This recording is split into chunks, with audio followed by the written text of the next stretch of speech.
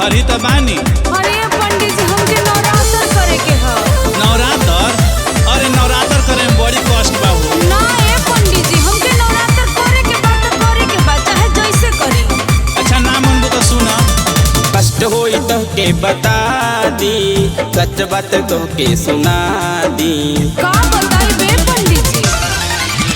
कष्ट होई तो के बता दी, सच बात तो के सुना दी, सुना दी, सुना दी। अरे ए पंडित बाबा हमके नवरात्र करा दी।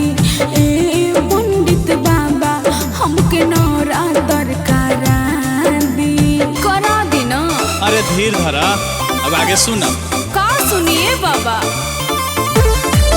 बोला बोला जोता वाली मैया की।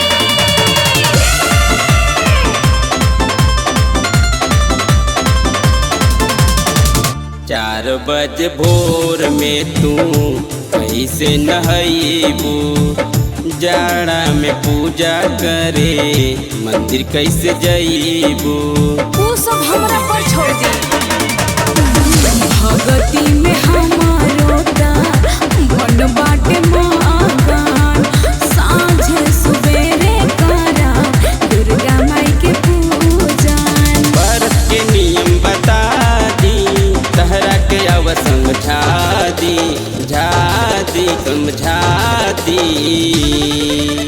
ए पंडित बाबा हमके नवरात्र करा दी। और ए हो पंडित बाबा हमके नवरात्र करा दी। ए बाबा हम सब कर ले, रउआ टेंशन ना लीहू। और रउआ खाली हमके बता दीहू कि कैसे कैसे पूजा करे के ह। अरे ठीक बा बतावत है कि आगे का करे के बा। बोला बोला पहाड़ा वाली मैया की। कुम्हरा के घर से कलसा लियावे के परी, आरी आरी दिया ना जरावे के परी। हम इहो कर लेबे बाबा। रंजीत बर्मा रउआ करी तैयारी, शहर से खरीद लाई सामान हम सारी। अर्जुन के कहत बुला दी, पान कसैली मंगा दी, मंगा दी, मंगा दी।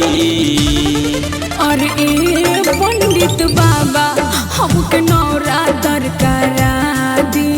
ए पंडित बाबा हमके नवरात्र करा दी। अरे बहुत जिद्दी बाड़ू हो। अच्छा चला करा देते हैं। आहिए बाबा हम तो तखनी से इहे न कहत रहनी, और वो तो मनते न रहनी। चली जय माता दी।